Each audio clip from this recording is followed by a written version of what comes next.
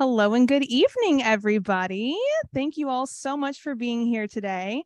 My name is Lainey Rose, and I am the events coordinator here at City Bookshop. It's wonderful to be with you all today. Thanks so much for being here in person and for tuning into the live stream if you're watching that way. We love the accessibility that virtual events provide, and we are also delighted to be able to welcome so many of you back to the store to participate face-to-face. First up, some housekeeping details. Number one, we appreciate you wearing your mask while you're seated at the event and in the signing line. Masks are optional while shopping and browsing, but we've elected to continue to ask for them while we're seated closely together for an extended period of time. So thanks for doing your part. Number two, if you need a restroom, it is upstairs past the cash registers and the greeting cards. Number three, if you're watching from home and experiencing any technical difficulties, please let us know in the chat. My colleague Emma is monitoring that and can help if necessary. Number four, we will have time for questions tonight for both in-person and virtual attendees. Please put those questions in the Q&A feature if you're watching via Zoom so that Emma will see them and can ask on your behalf. And finally, and most importantly, if you need to purchase a copy of the Atlas Paradox, we have copies upstairs that are available for purchase and can be purchased before getting in the signing line. And now the reason we're here. Anyone who has remotely been on Book Talk or Bookstagram in the last few years has undoubtedly heard the phrase, knowledge is carnage. They have heard about the 6 talented and flawed characters that make up our beloved Atlas 6. The first book in this trilogy took the world by storm with its delicious dark academia atmosphere, intriguing magical secret societies, and a cast of characters with a thrilling amount of tension that asks the question, are they going to kiss each other or kill each other? The Atlas Paradox is a long-awaited sequel to Olivie Blake's New York Times best-selling sensation, The Atlas Six, guaranteed to have even more yearning, backstabbing, betrayal, and chaos. 6 magicians were presented with the opportunity of a lifetime. 5 are now members of the society. 2 paths lay before them. All must pick a side. Alliances will be tested, hearts will be broken, and the Society of Alexandrians will be revealed for what it is, a secret society with raw, world-changing power, headed by a man whose plans to change life as we know it are already underway. Our author of the evening is Olivie Blake, which is the pseudonym of Alexine Farrell Falmouth, a lover and writer of stories. She has penned several indie sci-fi fantasy projects, including the webtoon Clara and the Devil, and the Book Talk Viral Atlas series. As Alexine, her debut YA novel, My Mechanical Romance, released in May 2022. She lives in Los Angeles with her husband, new baby, and rescue pitbull. Please welcome our author for the evening.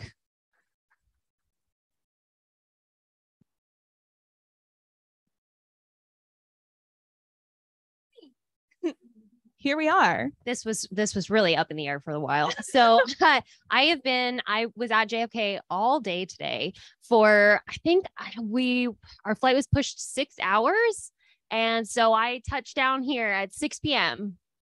But I'm here. But we're here now. Yes. Woohoo! I've literally never been happier to be anywhere than I am to be here. Well, we are happy to have you. So I did give a little intro, but to start us off, I would love to hear you tell us in your own words what these books are about. Okay. Every time that my editor's like, can you give us some copy for the next book? I'm like, is it not enough to simply vibe? There's these people and like things are going poorly for them in a variety of different ways. Yeah. Okay. So the Atlas Six is about these 6 extraordinary Medians. I'm learning that some people don't know how to pronounce that. I personally think it doesn't matter because I barely know how to pronounce most of the words that I read in books. I gave an example yesterday. Time is losing its linearness. That I had a friend in high school who accidentally pronounced the word melancholy. And I now think about that all the time. So if you've been pronouncing it median, I don't care. So anyway, 6 extraordinary Medians are invited to join the secret society. We learn that there is a little bit of an elimination clause that is maybe potentially literal. And so book 1, we're dealing with, okay, which one of these people is not going to survive? Then we have, a little bit of a twist. And going into book 2, the Atlas Paradox picks up exactly where the Atlas Six leaves off. So we have one character that's lost to space and time, and the other 5 are now invited to be initiated into the society. And right off the bat, they're doing an initiation ritual, which is like very, very questionable. This is a book series that was the first book was originally self-published because I did not think there was a place for it in publishing at the time that I wrote it. I was thinking like, my attempts to be traditionally published weren't going very well. And I was starting to feel like, maybe there just isn't room for me and the stories I want to tell. So I'm just going to tell, like, this is kind of my last shot. Like, let's just tell this story that is going to be interesting to me. It's going to be what I want to read. It's very, very character based, very about the human element, very pulpy, a little bit campy. That we're just very curious about these people and what's going on in their heads and their relationships. And do they love each other? And in what way do they love each other? And how fine is that line between love and hate? And so that is really what's driving my interest in the books. Sorry, I always have to go like really far. You're so fine. It's really hard to tell you what these books are about because some people argue that these books are about nothing, and that might be true. And I actually think that they're very slice of life books, that you've entered a slice of these 6 people's lives. And because they're so inextricably tied to each other now, like they were invited to this thing that very few other people in the world are ever going to see, and their lives are completely changed as a result of the decisions that they've made and the kinds of things that they have decided that they are now capable of and what they are willing to do. And that, that's something you can't come back from. Yeah. So it's my thought experiment about how to be ethical in a world where it's impossible to be ethical. And because I couldn't answer for myself, I like to talk about recently, I like to talk about the fact that Babel by R.F. Kuang is like an incredible book. I'm sure everyone, if you're into my book, you certainly have been curious about Babel if you haven't already picked it up. And I was shocked. I was just like, oh my God, she said it. She just said it right there. It's right on the page. She said whose fault it is. It's the British. And like, and so, I'm sort of hiding the medicine. Whose fault is it? And of course, at this point in history, it's also our fault. So that's fun. But so she, I think, gets to create this sort of essay about this is what went wrong and this is who's responsible and this is who is complicit. But because these books are in sort of a speculative version of our world, it's more like, so we know these crimes have been committed, but what do we do now? And how do we fix it? And my best answer to that was, let's talk about 6 hot people.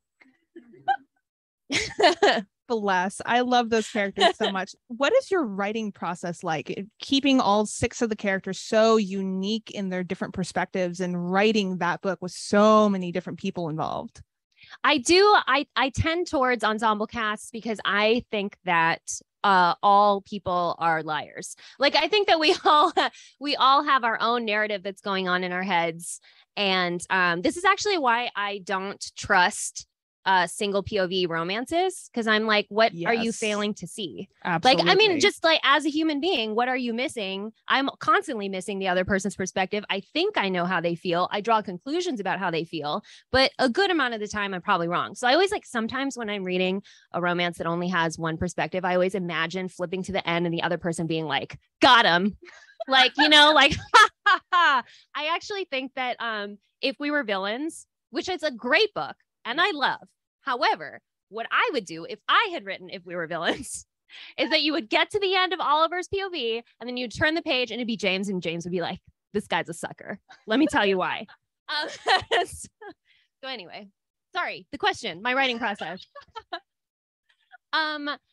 Okay. So I'm very interested in the human element. So I like to give myself a lot of discovery time. So I am a reformed pantser. I used to be just a pure pantser, and then ran into the saggy middle problem a lot of times and decided that, okay, we need to have something to identify at what point there should be beats in the story.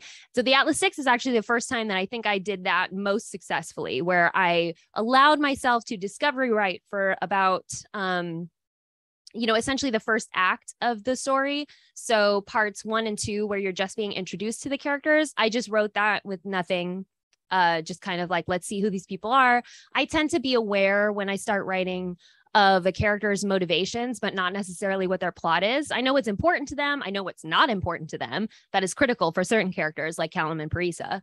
And then sort of seeing, okay, well, now that they've all been created and they've all been put in this room together, what happens now? So then my outline, it's such a skeletal outline. It was just the table of contents, which is just like 8 things. And so it was like, okay, there's going to be 8 like points in the story. And that's where the like action beats have to take place. Which would be convenient if, say, someone was adapting for TV and they needed to do 8 episodes, Hey. you know, like super hypothetically speaking, that would be very helpful to them. I imagine. But yeah, so, and then I would finish a section and flesh out the next section. So it was like, okay, so we figured out what the big plot beat is going to be. Now, what are the little like mini beats? What's going to happen in this character's head that's going to lead to this thing that happens? What, say, you know, potentially charged sexual situation is going to change people's alliances at this point in the book. And then, so each time that I got to a different section, I could flesh out what was coming even more, so that by the time I was finished, I had probably a 3-page outline, which is then very useful for revision, because I'm one of those draft dirty, you know, just get it all out and then go back, flesh it out. I add all the places where there are plot holes, where I think you know, the emotional arcs you need something to make it meatier. And then from there, I do the style and the, you know, that's where I cut things and stuff. Usually there's lots of like writers in the crowd, so I like to talk craft. Sorry if I just bored some of you, but I feel like a good amount of you are either writers or pretending you're not writers. So yeah. Do you have a favorite perspective you like to write from? No, so I'm very, very easily bored. And, you know, I would like to think that the strength of the ensemble depends on the reader not being bored. So if I'm bored, that's a really bad sign. Like it's already coming from my brain and I'm like, This is tiresome. We have to move on. So, so I definitely like to, you know, when I feel like we've reached a stopping point, that we've reached sort of like a soft conclusion, we've learned something about a character, we're ready to move forward, then it's like, okay, who is the next most interesting perspective at this point? That makes sense. So also talking craft and structuring, this is the sequel. Mm-hmm. This is the second book in a trilogy. How do you go about structuring a trilogy? How do you go about writing that second book in the series? Can you talk about that at all? You know, I think there's an excellent chance for existential decay, just like total dissolution of vibes. Yeah, like me as a person, and have I created something of meaning, and like, will I ever create something of meaning, and does the universe know who I am, or am I just a grain of sand? Great thoughts. So going into book 2 was very challenging, you know, for those normal artistic questions, but then also because how do you follow up a TikTok sensation, which was like a total accident. I just like tripped and fell and there it is. Produced a TikTok sensation. Yeah. It really was confusing to me, because the book came out in January 2020, it went viral in May 2021. So the people who've been waiting for book 2 since the self-published version came out, oh my God, I am so sorry. It's been so long. And I think it's crazy that people read the Tor version when it released on March 1st. And they're like, oh my God, I had to wait 6 months for the sequel. And I was like, please. Right. Please. I once waited 4 years for a wizard boy. You can wait 6 months. So anyway, what was I saying? Structuring a trilogy. Yeah, I'm obviously very good at structure. So I knew that what I wanted to do with this series was that the first book was going to be very claustrophobic. We're just in this manor house, because I wanted to compromise these characters' ethics.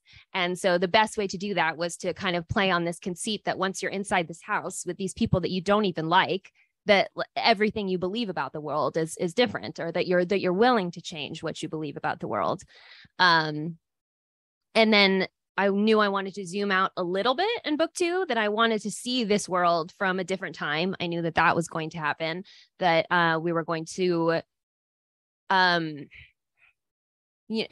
of to see it from a situation where it's like, okay, so we already know what happens next, and how do you make decisions when you already know what the ending is?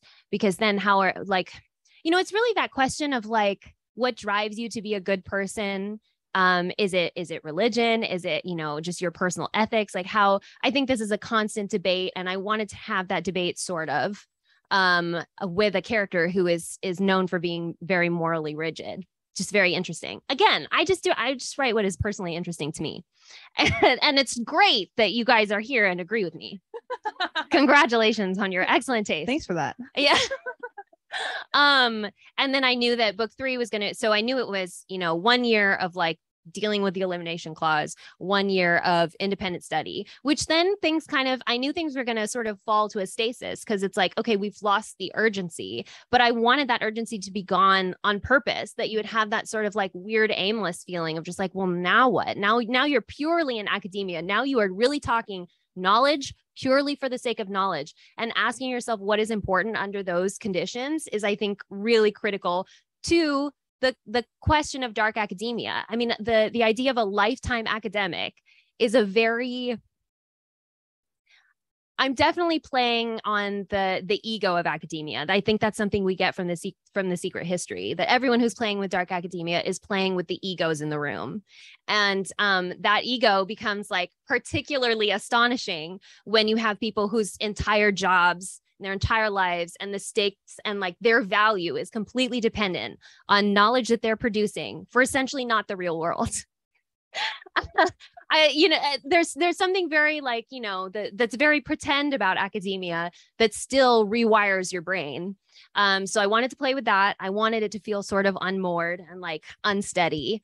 I initially knew that I wanted to start with 6 because hexagons are a very strong shape in nature, and then you lose one. And I've been making this joke that it's like Parks and Rec when they have to find the new Jerry. Oh my God, yes. Yeah, like they're like, okay, Jerry retires, and like someone's going to fill in the space of the new Jerry. Everybody in this book is really concerned about being the new Jerry. Having read the book, that's so accurate. Yeah, that's so accurate. That's human nature. That is my observation of human nature anyway.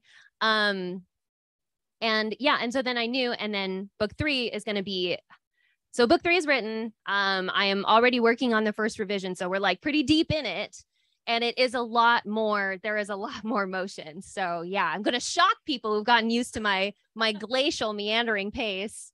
It's going to be very exciting. I'm so excited. So you've talked a lot about like the academia of magic, and reading it, like so much of it, I was like, this is like so incredible. What kind of research did you do into the science behind a lot of the theories that you talk about? And, can you talk about that at all? Yeah, it's hard to call it research because, again, this is something that I was writing for myself. So it was just stuff that I was interested in. It was like, oh, this physics topic is very interesting, so I'm going to keep reading about it, and now I'm going to use it, and I'm going to apply it as magic. One of my favorite things I've ever heard is T.L. Huchu, who wrote The Library of the Dead, I think it's called the Edinburgh Nights series. He is excellent, very smart. If you're into the science in the Atlas 6, you'll also love that series. But I met him in April, and he was like, if I had read the Atlas 6 before I wrote my book, I would have stolen all your shit. That was verbatim what he said to me. I don't even know if he said hello first. I think that was like the first thing he said to me. So yeah, I love that. I just like to point that out, that he and I both have that same thing of like, this thing is interesting. What if it was magic? What if we really leaned into it? And I always like to say my husband is a physics teacher, and he told me when I started writing that it was my responsibility to bring women into science. So I wrote My Mechanical Romance, which is my young adult, that is about a robotics club. So like that one's very like definitely girls in STEM, celebrating girls in STEM. But the Atlas 6, when he first pitched it to me, like, he was like, people are always doing like arts and literature. And it's like, duh, we're all writers. That's how we got here. We can't do math. Like if we could, then we wouldn't be writing people, books. Not math people. Yeah. I met the numbers guy at Tor yesterday, and it was very funny. Everyone was like, this is the numbers guy. So anyway, shout out to him. But yeah, so I told him, okay, great. Here's how I'm going to bring women into science. I'm going to make it very sexy. I'm going to make physics as sexy as I can possibly make it. And I hope that I have succeeded. One of my favorite things that I ever saw was like one of the first tweets that I saw about the Atlas 6 when it was starting to pick up the pace was someone said that they used to hate physics, and then they really loved Nico and Libby, and then they got like an A on their physics test. And I was like, I did it. I brought women to science. Someone sent me a very sweet letter yesterday, or gave me a letter yesterday, telling me about how they're an English major, but they took like a cosmology class, or like a physics. They took an astronomy class, and they did so well that they are now like, I think, minoring in it. And I was like, I did it again. I am doing amazing. Yes, you issued me a challenge, and I have succeeded. And I succeeded. So yeah, I'm going to get an A in marriage, a thing that is possible to want and normal to want, impossible to achieve. Yes, exactly. So if you were in the Alexandrian society, what kind of magic do you think you would have? So I definitely, my interest in the human element, I think leads me more to the Callum and Parisa Avenue. But I would definitely prefer telepathy. I don't want to carry other people's emotional burdens. Yeah. I think that would be very, very tiresome, but I am very curious about what other people think. My son doesn't talk yet and it's killing me. I am dying to know. I'm dying to know what's inside his head. Today at the airport for half an hour, he rearranged these like snacks that they were on a, unwisely on a shelf that he could reach. And he just like rearranged them for seriously like half an hour. And I was like, what is happening in there? I'm desperate to know. And telepathy would fix that. Yeah, it would. Yeah. Incredible. Yeah. So we've talked a lot about the TikTok and how it blew up and how it was really self-pubbed. How did that come about with getting picked up by Tor and that process and doing any rewrites or anything along those lines? Can you talk about that? Yes. So I do try to be very, I think that publishing is changing and that being a self-published or a hybrid author is like, how do I want to say this? It's just that people often treat it like, oh, you won the self-publishing game by becoming traditionally published, but that is not the goal. For me, it was the goal because I never wanted to make a living self-publishing, because when you self-publish, you are your own business and you're your cover designer, your interior designer, your editor, or you're outsourcing for that sort of thing, which is investment up front. And I just wanted to tell stories that I didn't feel were right for the market. So I was releasing them sort of clumsily. People love to show me like the mistakes that I've made in my books where like there's one word on a page. And it's just like, I'm sorry. You're like, I was busy writing 4 books a year and like trying to just, whatever. So anyway, so that's the kind of thing that like, yeah, this book is the work of an amateur, or like the self-published version is the work of an amateur. I was doing my best. And I think that, yeah, so I just always like to say that, if you're interested in self-publishing, there is a way to be successful in self-publishing. If you love doing that part of the work, and if you love marketing your own work and all that stuff, like, I think that's something that's very doable as a career. But I didn't want to do any of it. And I didn't want to do the marketing and I didn't want to do the publicity at all. So I always aimed for traditional publishing. I already had my agent at the time that the Atlas 6 went viral. So I wrote the Atlas 6. And then, that was sort of my like last chance. I'm going to make myself happy. I'm going to write a trilogy and like, it's going to be everything I already know publishing doesn't want. And then right after that, I was like, okay, now I'm going to be a little bit more strategic. So, I'm still writing a book that means something to me. It was My Mechanical Romance. So still, girls in STEM, this is still really important to me. It's very personal. It's personal in the sense that it's also about my identity. I just came from a Filipino literary festival, which was amazing. I never imagined that like I would be on a panel with 3 other Filipino writers. Like it was really crazy. And we all talked about this feeling like we didn't like publishing / the world is sort of commodifying identity at this point. And there's something very, very difficult, especially about being Filipino and being half, which a lot of us were on the panel, because we're kind of told to blend, like, we're told like to be as white as possible. And so now that people are like, celebrate your heritage, it's very uncomfortable. It feels like I'm commodifying an identity that I could very easily forget that I have, which is a whole other thing. But anyway, so that tension is in My Mechanical Romance. And but I knew there was like a hole in the industry. I felt like there weren't enough books about girls in STEM, and I was like, this is the kind of thing where like if this does not succeed in a renaissance, like a rom-com renaissance, then like maybe I'm not it. And it did succeed very quickly, so that was great. I got my agent in like, I don't know, like a week, and it went on sub for a week, and it went really fast. So like, when you've got something that publishing wants. Publishing barely knows what it wants, but when it knows, you know. So I already had my agent. Things happened with the Atlas 6 after that. So I was like, I kind of feel like I'm on the hook for YA. Like maybe I'm a YA writer now. And so the Atlas stuff has to wait.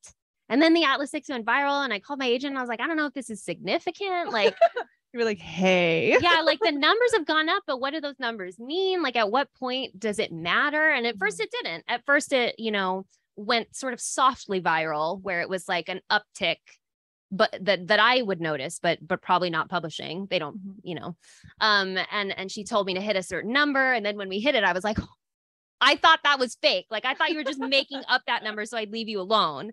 I didn't think we were going to hit it.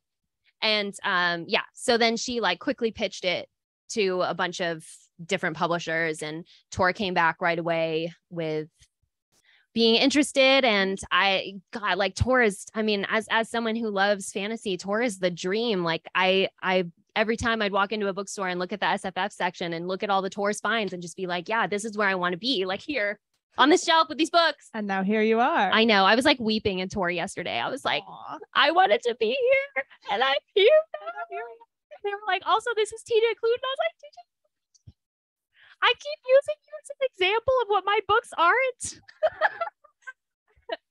I do. A lot of people ask me, like, why are the people in my books such bad people? And I was like, because I'm not TJ Klune. So yeah. Because I love mess. I do love mess. That is the world, I think. Well, I do say I went to law school. Like, so my experience in academia is like the worst people you've ever met. And I say that fondly. I am also like one of the worst people in this room by far. But an excellent writer. So do you have a TikTok? Like, do you scroll on TikTok? No. Because I have a child like that's very young and very like, yeah. I also like at the time that TikTok was first becoming a thing, I was like, how does anyone get anything done? Like, it feels like a dangerous place to be, that you would just like get sucked in because I've heard that the For You page is like so successful at knowing you. And I was like, this feels dangerous and I should stay away from this. So, addictive personality problems. Yeah. But now I just don't have time. And it's a little bit scary. TikTok can be scary. Yeah. I make my Instagram reels by like, I do them like in iMovie and then upload them to Instagram like that. Yeah, I'm that geriatric. Yeah. So another question I had was, I have to look at my whole little sheet of paper. You mentioned TJ Klune. What else are you reading right now? What other authors what books are you gobbling up? Okay, well, right now I am reading Bloodmarked by Tracy Dion. She and I are doing an event on November 16th in LA, so I assume you guys can't come. But, that's happening, which I'm really excited about. And also, if anyone knows about being terrified about a second book, it's probably Tracy. I mean, I feel like she is probably at the same place I am in terms of like, so how about you repeat that sensation? Right. She's like much more, she's a great voice to be in publishing with because she's super grounded. So yeah, she's probably not as worried about it as I am.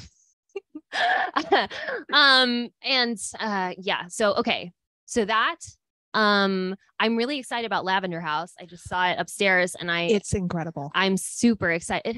Has it come out yet? It is already out. Oh, it is out. We have copies of it at the store. Okay. Well, again, so I haven't read that, but I'm super excited about it. There's a bunch of books that haven't come out yet that I'm really excited about. Like, you can tell us about those too. Okay, great. So you have to read Some Desperate Glory by Emily Tesh when it comes out next year. I think it's April is the pub Yes, date. I think so. Yeah, that book is a life changer. So I read it on a red eye on the plane in one sitting. And you know how like you completely lose track of space and time when you're on a plane, and it's just like, it was crazy. There were tears at like multiple places. Like, that book will destroy you. My actual blurb was, this book will destroy you and you will say thank you. Sign me up. I'm sold. And this is so hard because I could talk about books all day. I love books so much. And we're in a bookstore. So now I'm gonna, again, at the Tor offices, they were talking to me and I was like, I need that book. So yeah. Oh, and Strike the Zither came out today, which is another great one. We also have that one. Yes. Pick that one up. Incredible. Well, I think we're ready for some audience questions. If people want to raise their hand, don't be shy.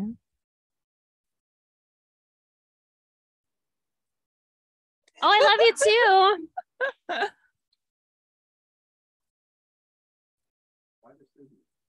Why the pseudonym? So I started as a fan fiction writer. I had a wee insomnia problem and realized that I could just go online and start writing. Just like whatever I wanted. And so I dropped out of law school And when I dropped out, it was a very emotional time. I was, I'm one of those, I am the gifted kid to depression pipeline. I'm one of those, what a mood. like I like on my, I think like as I was going through my late 20s, by the way, aging is great. It's terrifying when you're going through it. But like, I think once you cross 30, you're like, oh my God, I'm a human being. I understand now. I'm a person. But I used to always say to my husband, I used to be a prodigy and now I'm almost 30. And anyway, so I wrote a book that was just sort of a primal scream book that was about a person in their 20s having a meltdown. And then when I decided to write fan fiction, I wanted to write something that like my mom would never find. I wanted to try my hand at erotica. And so I wanted to make sure she couldn't find it. And now she totally could if she wanted. I hope she doesn't. Like, that'd be super weird if she sought it out. But yeah, so I just I used a name generator, the same name generator I use for my characters. And now I'm her. She's like a lot more popular than me. So that's fair. What are the questions we have? Yeah, right there.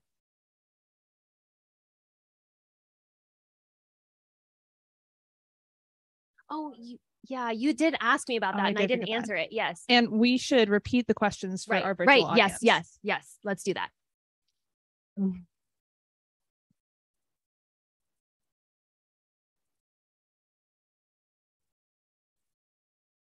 Okay, so the question is, going from self-publishing to traditional publishing, how did I feel about being asked to make changes?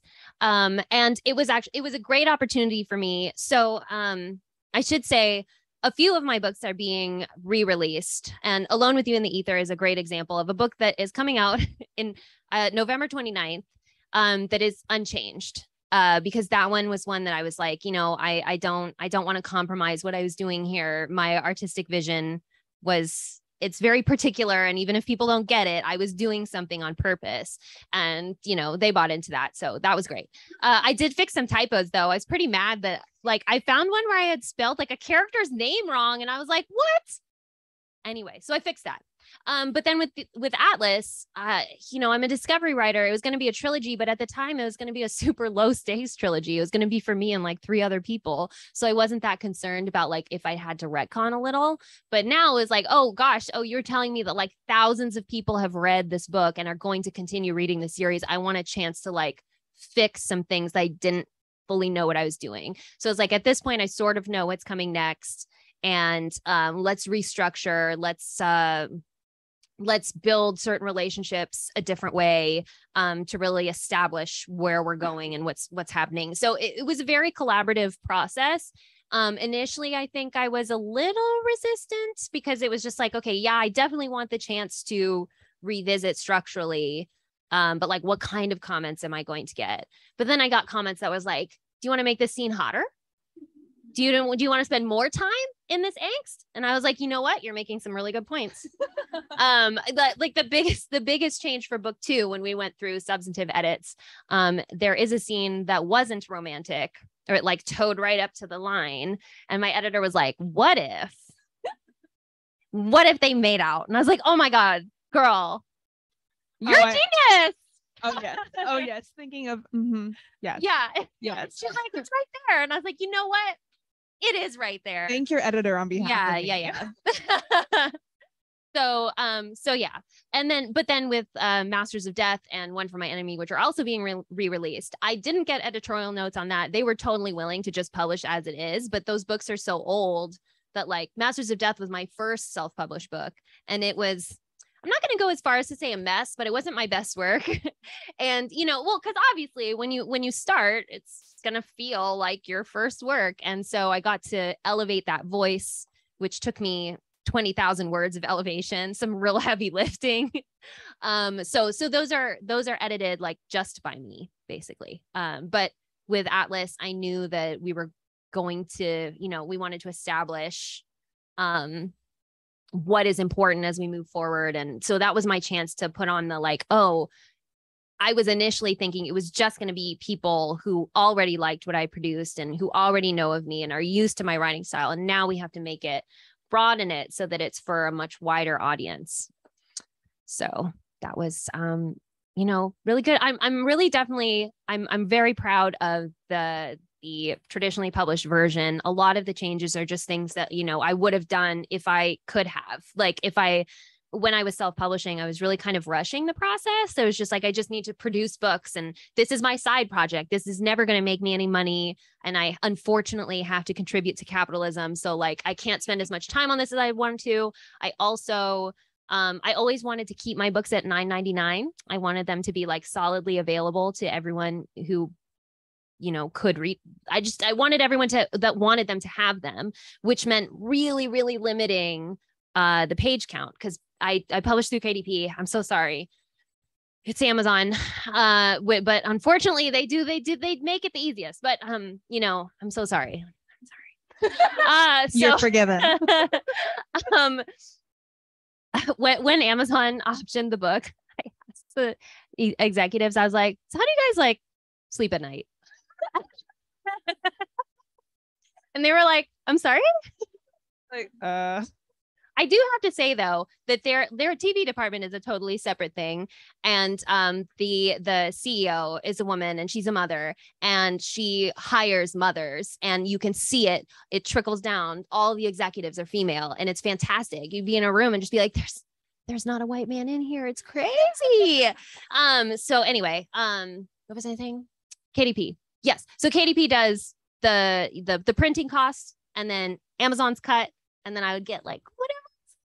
So I would take, there were parts like Libby's backstory that I wanted to say more about, but didn't have the literal page space. Like it would just take up too much space. And I was like, it's not that important. I'm going to cut it. And then I got to put it in the Tor version because they let me do kind of whatever I wanted. So yeah. We have a virtual question. Yes.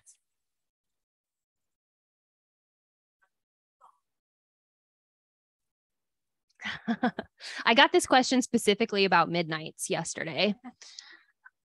Vigilante Shit is definitely a Parisa song. Yes, for our virtual sorry. The question was pick a song for each character, which is like, it's sort of hard to do with no constraints. But I'm still saying it's Vigilante Shit for Parisa. Mm-hmm. I always think of Aristocrats by Raleigh Ritchie for Tristan. Don't Fade by Vance Joy, I think of as a Nico song. I did make a little joke that anti-hero, she says it anti-hero in the song, but I think it in my brain it's anti-hero. Yeah. Anyway, so that to me is a song that Libby would really be into and that she would sing, and eventually Nico would also sing it, like first to mock her and then be like, okay, it's a jam. But also I think Libby's a mirror ball girly. So true. Who am I missing? Oh, Callum. I'm still ending up saying all Taylor Swift songs. I do listen to other things, but like this is fresh on the mind. That Mastermind is a Callum song. Not Mastermind, Karma. I think that Karma is a hilarious song, and picturing Callum singing it is like so entertaining. It just warms my heart. Yeah, just like with the cat in his lap. I just love it. I just love it visually. And then Raina, I had a song for Raina. I had a song for Raina that I really wanted to use, and I remember that I couldn't because it wasn't on on my reels that I was uploading for my movie.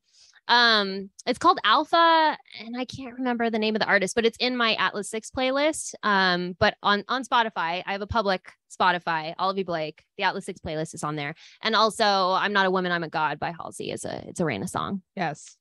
Yeah. I planted that Easter egg a long time ago, by the way. No one was paying attention because unfortunately I'm not Taylor Swift. We are both born in 1989 though. Taylor Swift is not the only person born in 1989. Just remember that when you get into this book. Incredible. AOC is also born in 1989. Icons all around. Yes.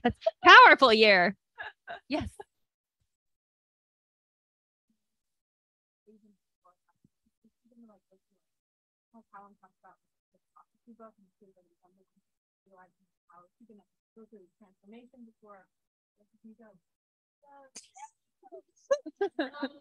So I'm many not answering this question. However, I love your bangs. That felt relevant. I recently found out my hairstylist, because so I was pregnant. When you have a baby, you lose all your hair, and I lost all this part. And so I was like, I think I need to get bangs. And she's like, your forehead is kind of small. I think you can only do a curtain bang. And I was like, Olivie Rhodes wins again. I can't even do the Olivie Rhodes bangs. Anyway. So yeah, not going to answer that question. But I will say, because people have been asking me about the Olivie Rhodes corruption arc, which is something I'm definitely doing. That's not a secret. That is happening. But I keep repeating, I don't mean that Olivie Rhodes is becoming a meow meow villain. Someone last night asked me what I meant by a meow meow villain. And I was like, the Darkling. The Darkling is a meow meow villain. Oh yeah. Yeah. Like, he's just a dude with a crush. Oh, he killed some people. Oh, he killed some people. Did he? So like, anyway, but Libby is actually, so that's, the statistic that was drawn about her. But what happens to her is drastically changed the trajectory of her life. So if that had never happened, then yeah, those odds would remain 1-to-1. But the thing about statistics, the con man of math, is that it changes all the time. And so, and that is significant, because it's, it's a whole cerebral thing about like knowledge and how what do you really know and how do these things change. And the fact that Callum says it, and Callum, I love Callum because I love all of them, obviously, but I love all my children equally. Exactly. I do in this case. I actually, people keep asking me if I'm going to have more kids. And I'm like, there's no way I could love them equally. It wouldn't happen. It would not happen. I think that it's great that parents can do that. But yeah, there's that thing going around Twitter now that's like, no two children have the same parents, because you're yes, like, because you bring out something different in your parents, and your birth order determines things and all this stuff. And like, so I know this about myself. I'm thoroughly uninterested in a child who's not my son. And that includes future other children I could have. So I like that you're self-aware. But yeah, so with Callum, for example, he says things like they're true, but he's just as unreliable as all the other narrators. He knows things, but he's still making projections. One thing is the scene with Parisa and Callum. That scene is very significant in book 3, because Parisa never actually confirms how much of that is true. Mm-hmm. We're just sort of acting on the fact that Callum has understood sort of the root of it. So yeah, so what's happening with Libby? It's you're going to start to see it in this book, that she's starting to turn, and so she already has this sort of moral inflexibility, and in book 1 that's a strength, because it's like, yes, I agree with Libby, you shouldn't kill people. And then in book 2 it's kind of like, well, what else is she not willing to compromise, and what does it mean, and where are those convictions coming from, and what things has she potentially not recovered from? Like, how whole is she really? And especially, something traumatic has happened to her at the end of book 1, and how does she recover from that? And does she? And if you don't recover, what kind of person do you become? So yeah, lots of big questions for Libby. Yeah, right there.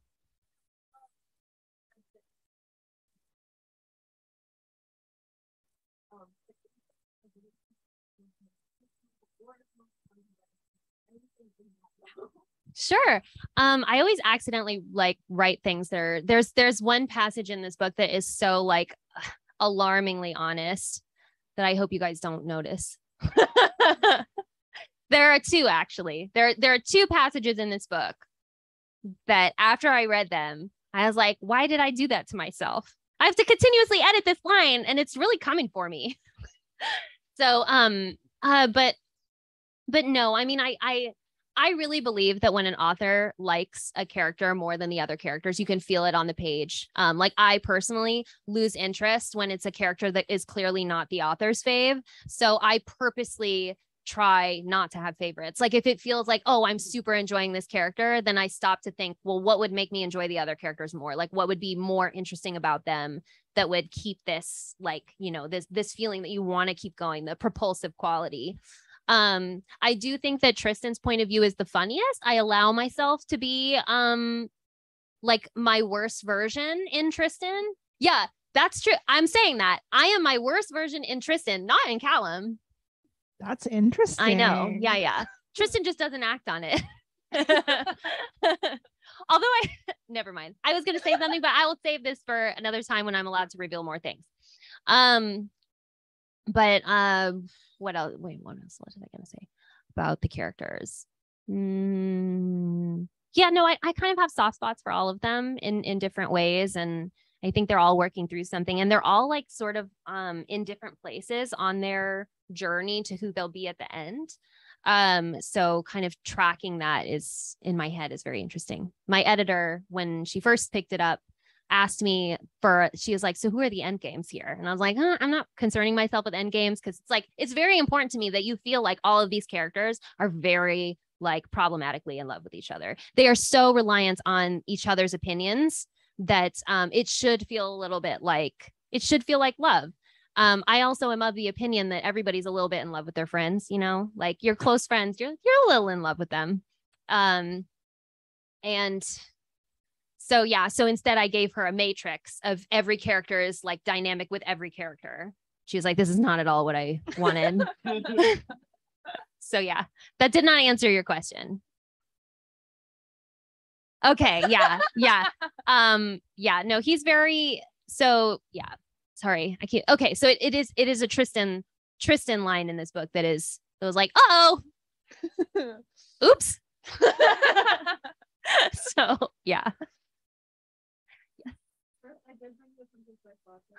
You did. Oh, thank you. It's true. I do. I feel like that's a safe bet, though. Like, who doesn't? Who isn't a tummy ache girly, right?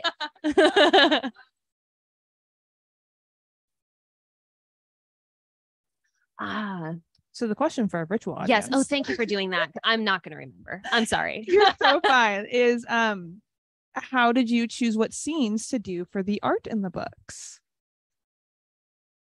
So she really wanted to do, since we did like single portraits for book 1, she wanted to do pairings for book 2. And then she wants to do trios for book 3, I think, but we'll see. I think they're going to be more like complex scenes.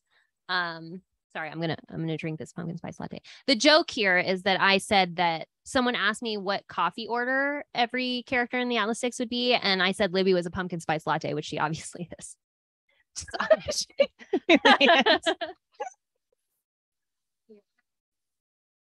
I know. Yeah. But we never joke about pumpkin spice latte. Right. Well, I wasn't gonna say no. I accept. So anyway, how'd you choose the art for the book? Thank you. Yes. Right. So, well, going in there were, you know, Cora and I have been working together for so long that we are very sort of same brain at this, that like we've been doing this collaborating thing, for our webcomic, Claire and the Devil. I basically give her like a very skeletal, script, and she just kind of produces something. So she's very used to like picking up where my brain leaves off. And once we had the conversation about pairings, it was pretty quick, I think, that we determined which ones it should be. There was only one we had, we wanted to do an additional pairing, and then we had to, you know, narrow for space and unfortunately money.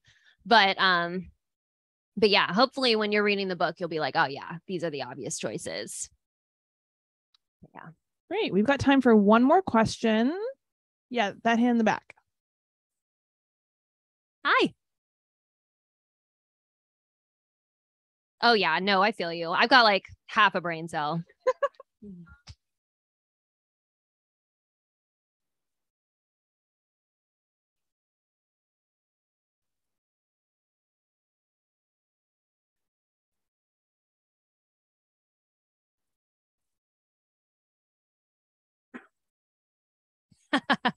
So the question for our virtual audience thank you. is, oh, you're great.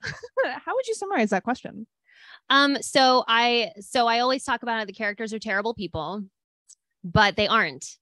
And they have redemption.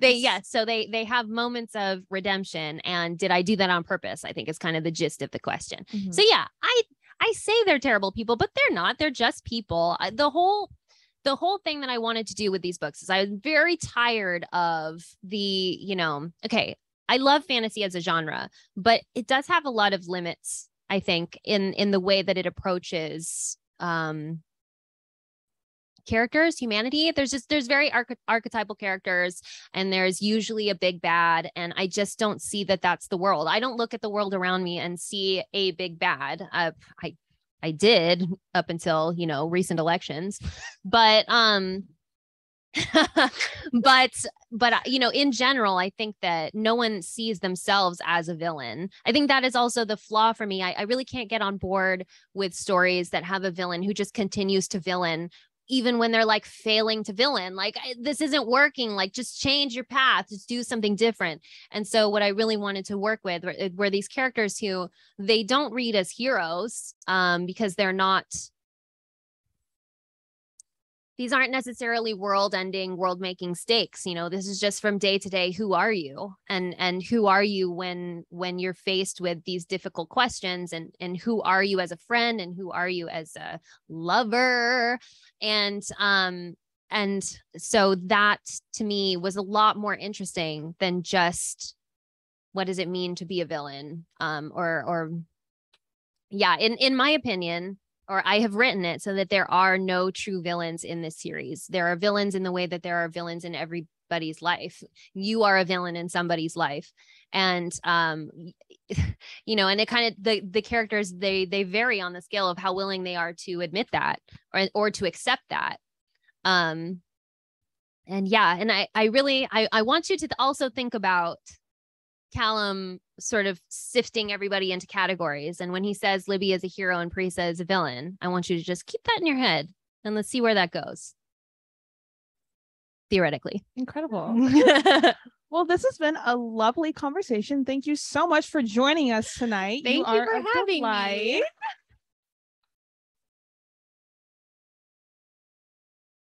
We are now going to transition to the signing line portion of the evening. If you are willing and able to set your chairs to the side so that a staff member can put them away. If you have not purchased the book, you can do so upstairs. The signing line will start at the top of the world religion section and then can wrap its way back around. Thank you all for being here tonight.